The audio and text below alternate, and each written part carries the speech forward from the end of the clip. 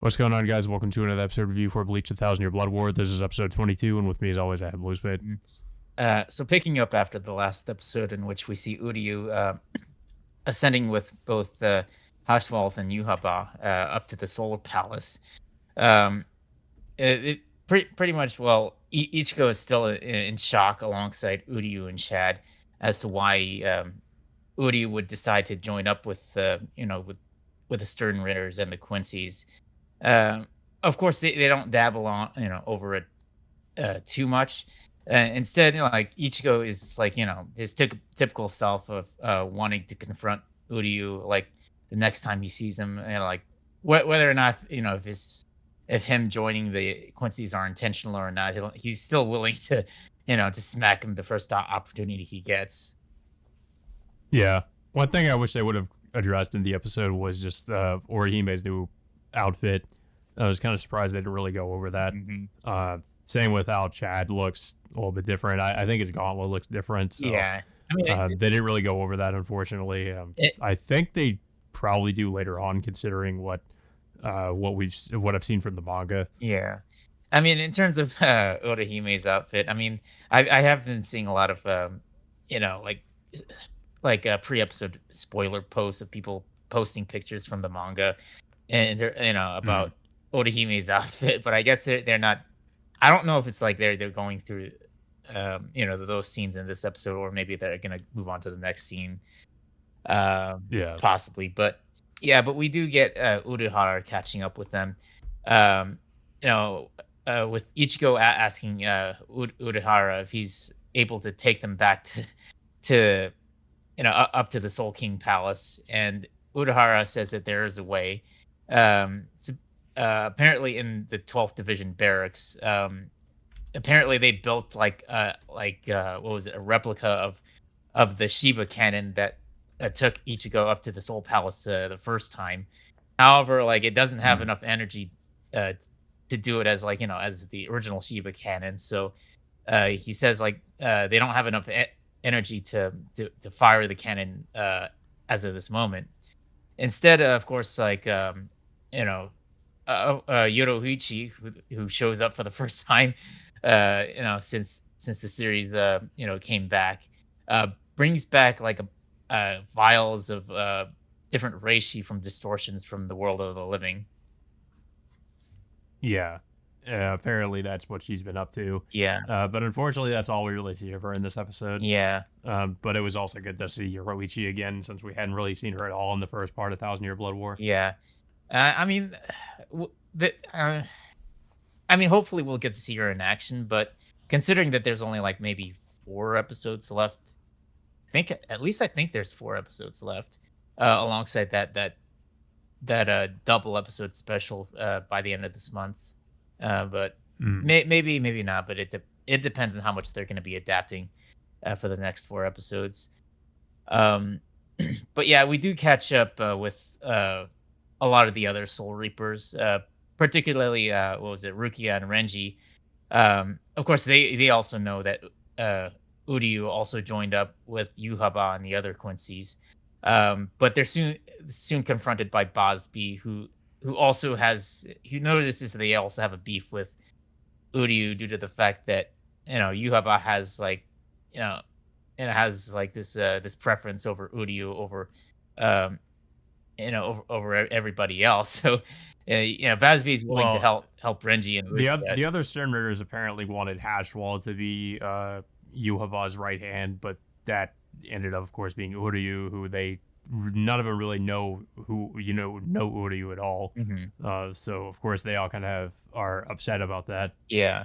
But of course, Renji straight up refuses and ends up making fun of Basby's mohawk appearance. Of Yeah. course, Basby also hits back at Renji's appearance. Apparently, his eyebrow appearance of sorts. Um, but of course, it cuts away from them as soon as they apparently start fighting, and much of the episode shifts its focus soon after the confrontation between Rukia, Renji, and Basby. Much of the episode shifts its focus towards Giselle against the other Soul Reapers, particularly like Ikaku and Yumichika. Yeah, and of course, this is kind of where we get this infamous scene. Uh, Now, this scene is something that I'm not really surprised that they kind of went out of their way to sort of mess with this scene, because this is a scene where we sort of get the reveal of that Giselle is actually a man, and Yumichika says that he can tell that Giselle is a man, because the scene, basically the way it plays out is they corner Giselle, and Giselle says something along the lines of, "You wouldn't hurt a girl who's been cornered," or something like that. And Giselle says, "Well, I can tell you're actually a man." Um, so there are two versions of this scene, and with the way they sort of try to censor it, there's like I guess there's an international version of the scene, where uh, basically Yumichika says something more so that like implies that he can tell that Giselle's a man, but it doesn't outright say it. So apparently that's supposed to be the less offensive scene. Um, and then of course if the original scene is just him straight up saying that he can tell that Giselle's a man. People on the internet are saying I guess that the people in other parts of the world, that they only have the Disney Plus version, whereas in the U.S. we have Hulu. No, apparently the Disney Plus version is the one where Yumichika says that it's more so implies that he thinks that Giselle's a man, but doesn't actually say it. The U.S. version and the Hulu version is the one that's pretty much the original scene where from the manga, where Yumichika says that he can tell that Giselle's a man. That's the version I saw, because I didn't really know that that was the case when I watched this episode. That I did hear about it beforehand, but so I didn't know that they didn't censor it on the Hulu version. So apparently this is something, I'm assuming, I could be wrong about that too, but I'm assuming this is just on Disney Plus where they did this. But it seems like that might be the case, because people are saying that I think the Disney Plus version is where he doesn't actually say it. Well, I mean, besides this whole this censorship business with Disney or whatever, or No, Hulu the thing too is, I guess we shouldn't really jump to. Even though I fucking hate Disney, we should also. I feel like it could also be responsible for this. They could also have been the ones to decide to censor this scene. People are saying that it could potentially be Viz. uh So because like Disney, as far as we know, Disney doesn't really have any say in what gets censored in this anime, or what really happens. I mean, uh, they only are distributing it, as far as I know. So it's probably, I would say it could just be Viz doing this. So I mean, but we don't really know. well, So I mean, I, go I, ahead. well, other than that, there is like a couple different instances you know which is makes it more suggestive that Giselle is a man. Um, Particularly Yeah, when Giselle summons a zombified Bambietta to fight against both Ikaku and Yumichika. Um, of course, like this version of Bambietta is not as like bombastic like she was when she was alive. She's a bit more, uh, you know, like well, she's a bit, like she's basically turned into a slave, uh, to Giselle, and Bambietta just says something or requests something of Giselle, like basically just drooling from the mouth, wanting something from Giselle, which is like they, sort of they implying. make the scene a bit ambiguous, but it's pretty obvious like what she's referring to. Yeah, but of course, like Giselle decides to just basically just physically abuse her, just due to the fact that she's a zombie. Like nothing bad is gonna happen to Bambietta just due to the fact that she's already dead. I mean, well, during her fight against Yumichika and Ikaku, she gets stabbed to the neck and has her arm cut off. But it has, of course, like I said, it has no effect due to the fact that she's a zombie. But at the same time, Yeah. Giselle also like just physically, abuses her. Uh, like of course of suggesting of what Bambiette is asking of Giselle. So like Mm. Giselle is of course commanding Bambietta to just go after the Soul Reapers. but also at the same time, during the entire battle, she's also well, Giselle is also like zombified members of of Squad 11.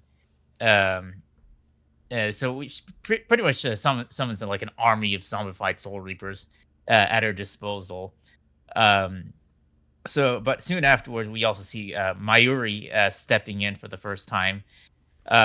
Still wearing that shiny, like I don't know what kind of outfit he's wearing. It's like that. It's just that shiny, bright looking outfit that you know. Yeah, and we also kind of get I feel like we should also kind of point out that there is kind of a funny exchange between Giselle and Mayuri here, where Mayuri says that, or well, Giselle asks why he's wearing such a bright outfit, and he says something along the lines of like, well, I because I shine the brightest of anybody, and I have to turn down my brightness just so the normal people will notice me, or something like that. But yeah, I mean, I still I still don't understand the whole purpose of Mayuri's outfit still to this day.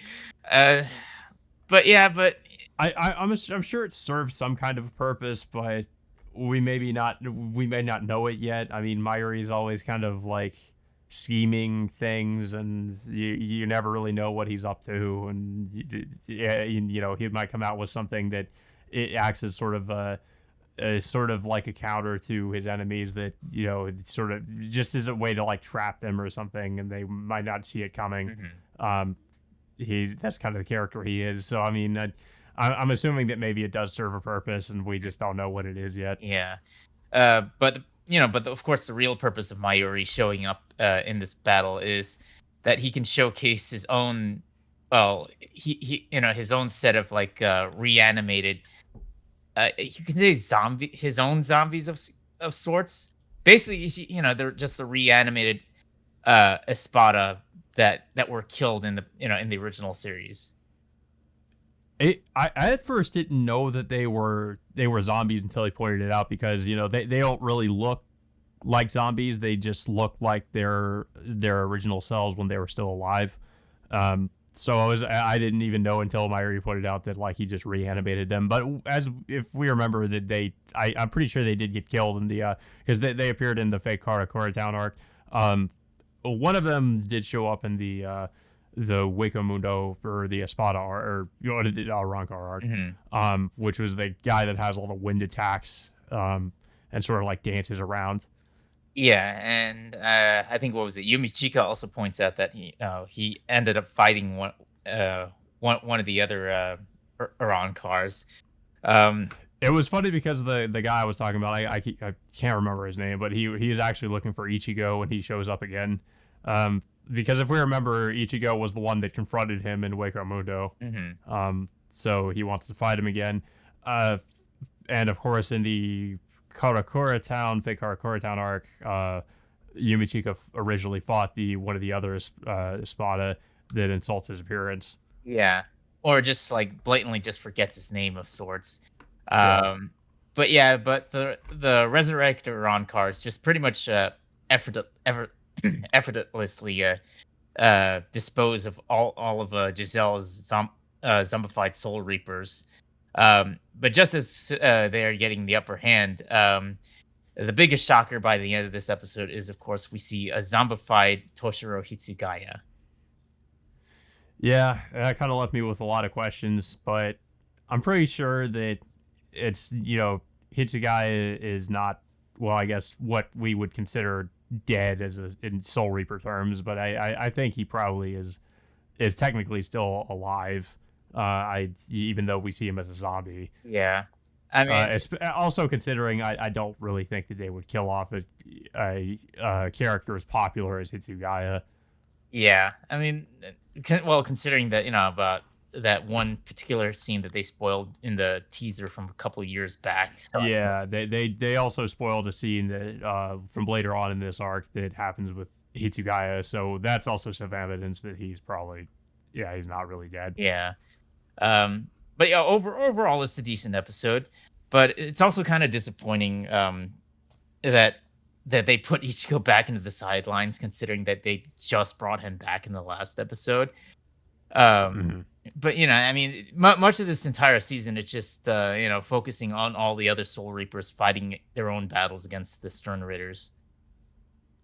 Yeah, it feels like with the first part of Thousand Year Blood War, we definitely got a lot more of Ichigo and a lot more scenes with where they go a lot more into Ichigo and his personal struggles. Whereas in this second part, it's more so just it focuses on all the other Soul Reapers, where Ichigo is pretty much for the most part was in the background. So I'm kind of hoping that changes later on. Yeah. Uh, but yeah, I don't really have too much else to say about the episode, though. I don't know if you have anything else to say about it. It was a decent episode. I mean, it's kind of a bit of a shocker, of what happened to Hitsugai by the end of this episode, but at the same time, it's still like like I said, it's a little bit disappointing that we barely get to see Ichigo in this episode, and I mean, also another, it's I would say kind of a big plus is Yoruichi coming back, but we don't know if like she's gonna play any other role, um, with the remaining episodes that are coming out for the rest of this core. Yeah, I'm kind of hoping that she maybe like accompanies Ichigo and his friends to the royal palace. Um, but I guess we'll see. But yeah, guys. So that all being said, until next time, we will see you all later.